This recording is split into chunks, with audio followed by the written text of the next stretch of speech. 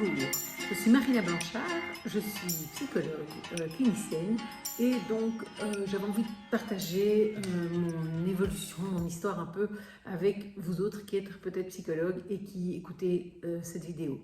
Donc en fait, voilà, une fois que j'ai fini la psycho, c'est vrai que je me suis dit, quelque part, je fais quoi maintenant? Enfin, pas tout à fait, parce que j'avais fait un psycho dans l'idée d'être, je travaille dans l'aide à la jeunesse, et donc c'est là que j'ai postulé, c'est là que j'ai commencé d'ailleurs, voilà, moi j'ai eu mon premier boulot, et j'ai travaillé là-bas pendant 10 ans, mais en fait, c'est vrai que je ne me sentais pas du tout apte à être thérapeute. J'ai un peu travaillé aussi avec des mamans seules, en maison maternelle, et je me rendais compte que j'aidais ces mamans un peu au feeling. Donc voilà, je faisais avec qui je suis, avec mes compétences relationnelles un peu naturelles et avec aussi mes manquements naturels. Donc je trouvais qu'en psycho finalement, j'avais eu une belle formation. Enfin moi j'ai bien aimé la psycho, d'ailleurs aujourd'hui ma fille fait la même formation et je trouve que c'est une formation intéressante. La seule chose c'est que ça ne donne pas d'outils concrets. Et donc je me trouvais quelque part démunie pour vraiment accompagner quelqu'un et pour en faire quelque chose de constructif pour la personne. En tout cas, alors je pouvais aider, parce que je pense que voilà, sa maman était là gentiment à me remercier et à dire que ça les aidait, mais je pense que je manquais vraiment de concret. Et je m'étais dit, jamais je serais psychothérapeute, parce que d'abord j'avais l'impression, et c'était pas mon style, qu'en retournant dans le passé, etc., parfois on allait déterrer des choses. Enfin, je voyais des gens autour de moi qui disaient, ouais, c'est presque pire après qu'avant, etc., parce que voilà, j'ai l'impression qu'on allait parfois créer un peu des problèmes. Et puis surtout, je ne voyais pas très bien ce que j'allais faire si quelqu'un venait en me disant j'ai des crises d'angoisse. Ok, comment est-ce que je vais pouvoir aider cette personne?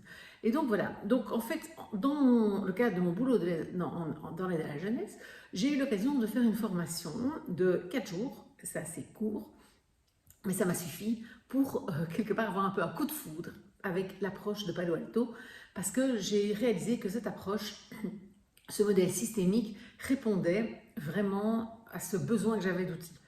Pourtant, j'avais déjà fait une formation en systémique précédemment et j'avais des outils, mais je me rendais compte que ces outils, ils étaient déjà aidants. C'était déjà pas mal, hein. Ils étaient déjà aidants au niveau de décoder, de comprendre une situation. On faisait des liens, on voyait que des choses se reproduisaient d'une génération à l'autre, on comprenait qu'un secret de famille était là, etc. Mais après avoir fait les liens, on se disait, bah voilà, tel enfant, on comprend pourquoi sa mère peut-être s'en occupe pas bien, etc. Mais qu'est-ce qu'on fait maintenant? Et donc, pour moi, il manquait toujours ce point crucial de qu'est-ce qu'on fait maintenant? Et en faisant la formation au modèle systémique de Palo Alto, j'ai trouvé cette réponse-là.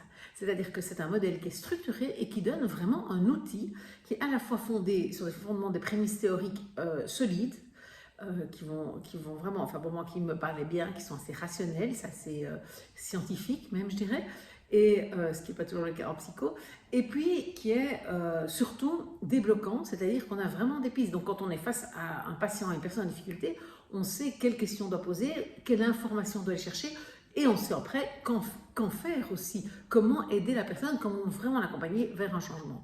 Donc voilà, ça c'est vraiment pour moi le plus de la thérapie brève et j'avais envie de le partager avec vous parce que c'est vrai que c'est pour ça que je me suis passionnée pour ce modèle. Donc je m'y suis formée complètement après avoir fait ces 4 jours de découverte. C'est d'ailleurs pour ça que l'étape 1 qu'on propose chez Virage, c'est aussi 4 jours. Alors il y a 2 jours en e-learning, vous avez les fondements justement théoriques qui sont donnés par des vidéos, que je donne en vidéo. Et puis vous avez après ça 2 jours où vous êtes en direct, soit en présentiel, soit en distanciel, et vous avez l'occasion d'avoir des échanges avec les formateurs, des premiers exercices, des vidéos de séances qu'on ne peut pas mettre sur internet, mais qu'on peut vous montrer en présentiel ou via Zoom.